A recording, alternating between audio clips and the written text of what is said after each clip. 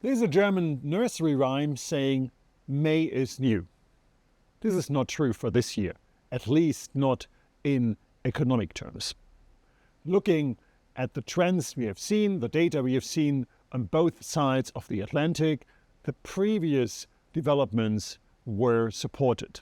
In the US, we saw further signs that the economy is slowing, and in Europe, there are more signs that there is an improvement in economic activity coming through.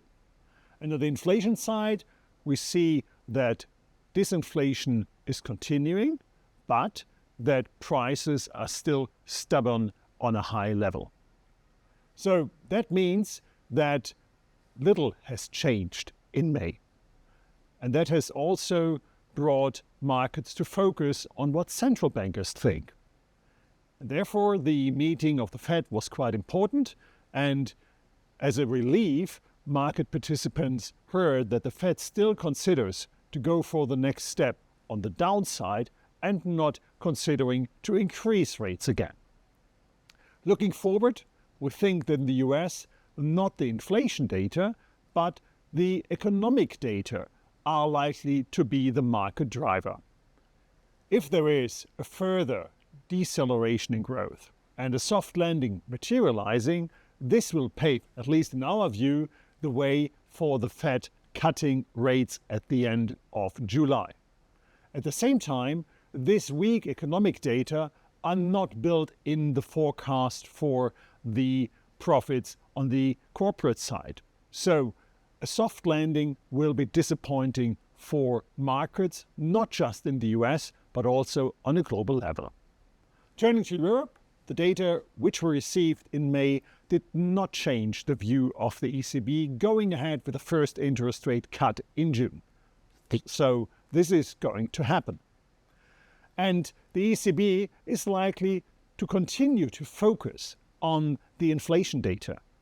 And here we are more skeptic than the ECB and the market for the time being. We think that the underlying price pressures will remain high, and therefore the ECB might be more cautious in looking forward for the rest of the year than the market currently considers.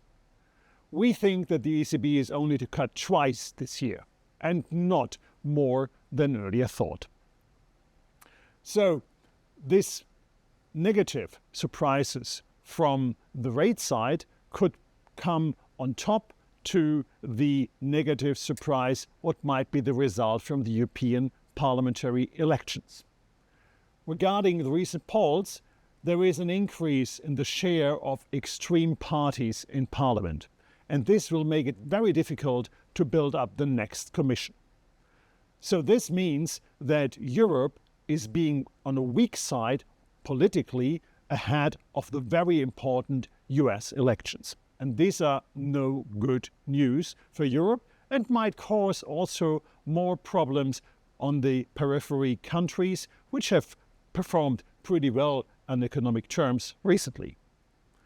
Now, with the election coming up, the interest rate decision coming up, there's something more coming up in Europe in June, namely the European Championship in football. And there, Germany is the host, and we do not think that this event has a big impact on the economic performance in Germany. But if Germany is the winner, this might pave the way for going ahead in dealing with the plentiful of structural problems in the country.